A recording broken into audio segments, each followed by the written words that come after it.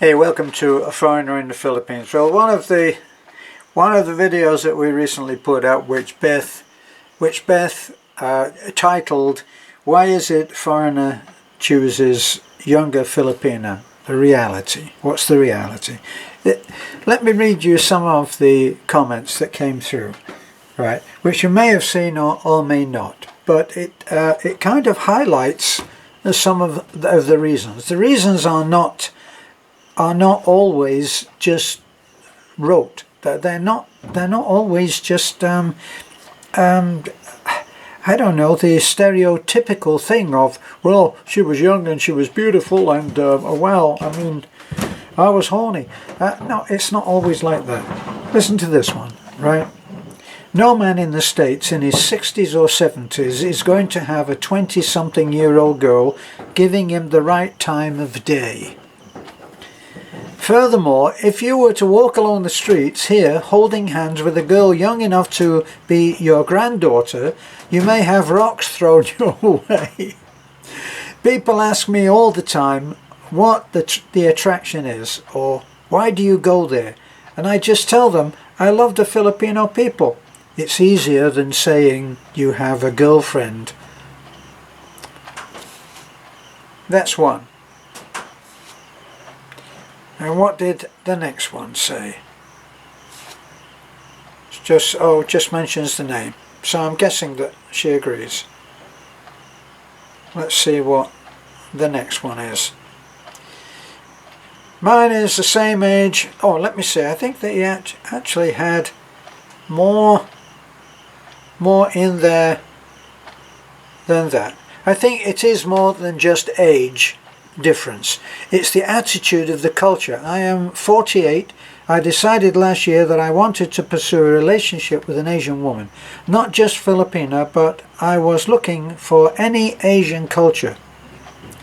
Because it seems they care less about age and looks than Western women. In my search, I was not just looking for younger. I talked to women from 18 to 50s. I've spoken to a lot of guys who were pursued by 18-year-olds when they were in their 60s, and they decided that was not good for them. But it was based more on the girls that seemed interested in them. Finally, he says, I found one that was 27. I didn't really want a woman with children. Having raised other men's children in the past, I know the issues that can be involved. But the girl I met and fell in love with has 4 children. But she is the one I fell in love with despite her age or children. I picked her because of how she treated me online. So, I was able to visit in November and stayed nearly 3 weeks. We stayed at hotels and stayed with her family. I rented a car and we road tripped together and met other family. We did a bit of drinking and a little partying with her friends. I never really felt awkward at all spending time with her younger friends, and never once was the issue ever mentioned. Many Western people really have misguided ideas on why men are attracted to this kind of culture or relationship. And then he's very kind to us. He said he loves watching us two, meaning Beth and I. The chemistry is amazing. Yeah, yes, I'm not bragging, but the chemistry between me and my wife amazes me anyway. People have said to me and my girlfriend should blog about our relationship. We love to laugh and joke and prank each other, and I hope that we can meet you someday. And I hope so too. And there's a photograph there, nice photograph of an older man and a younger woman. Oh dear. Now, another one, this from a friend of mine from a long time ago when I was in Fort Myers. And he says, the age difference is an accident of birth. I courted, fell in love with, won and married my wife because she was the smartest, funniest, most thoughtful and respectful woman I had ever met.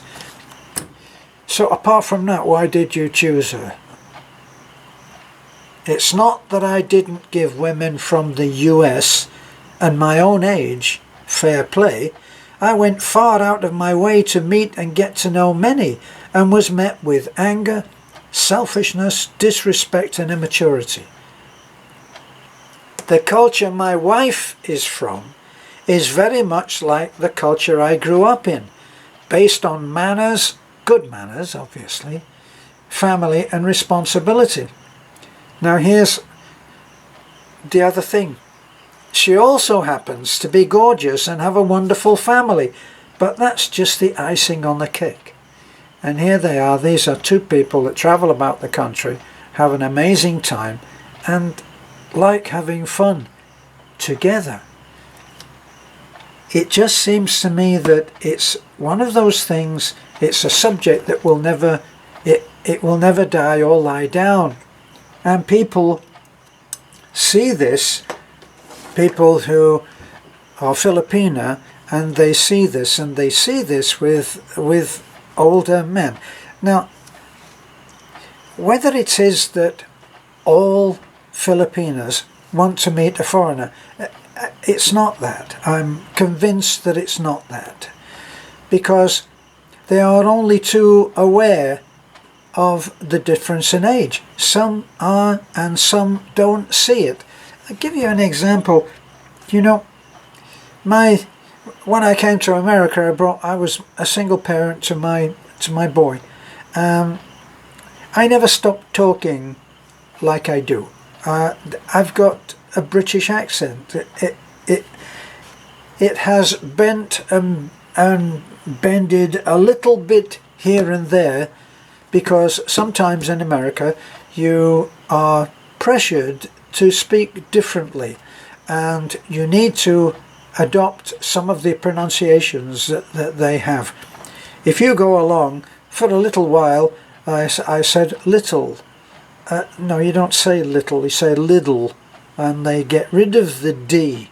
There's no such thing as D when you're talking like an American, right? And other ways of talking were highly pressured to change. I remember someone making fun of me because I said the word perhaps.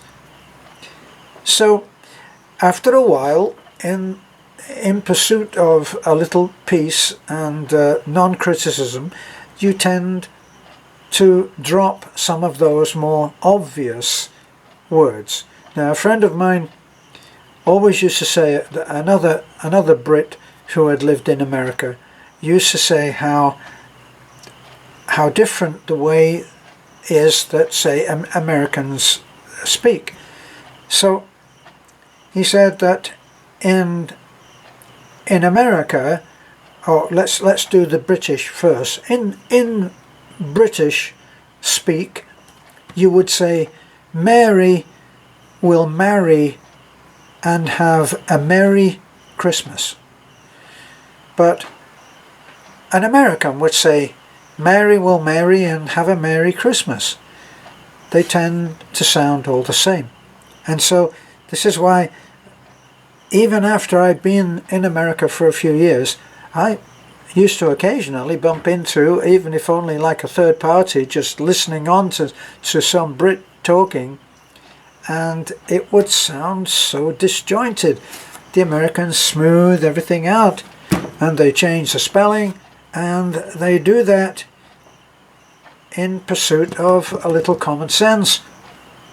I remember that I once tried to buy a part in an auto store, an aftermarket auto store, and I tried to buy the ignition leads that are on the spark plug leads, and I went in and I said to the man